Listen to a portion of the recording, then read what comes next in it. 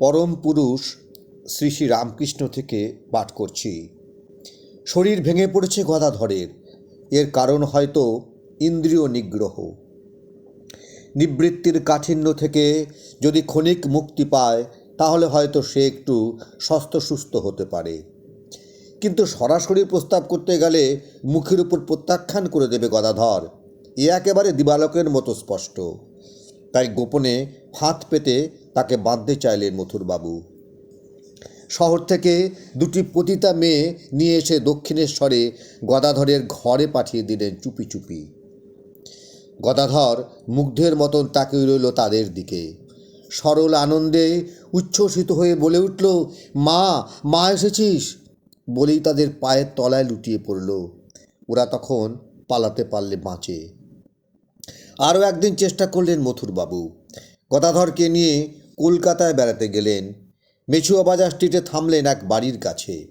দোরগোড়ায় অনেকগুলি সাজগোজ করা মেয়ে দাঁড়িয়ে আছে।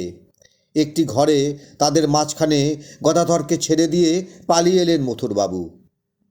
পালিয়ে গেলেন মানে বাইরে গিয়ে দাঁড়ালেন। আর গদাধর, স্ত্রী ও সমস্তা সকলা জগৎসু, সকল শ্লোকের মধ্যেই তিনি জগৎ জননী। গদাধর মাতৃস্তব শুরু করল। শিশুর মতো হয়ে গেল। লোপ পেল বাহ্য সংজ্ঞা। কোলাহল শুরু করলো মেয়েগুলো, কান্নার কোলাহল, আত্মতিরস্কার। পায়ের কাছে লুটিয়ে পড়ে কাতর কণ্ঠে বলতে লাগলো, আমাদের ক্ষমা করো, আমরা অভাজন, অকিঞ্চন। গদাধরের মুখে শুধু মাতৃনাম। মাই সব হয়েছেন।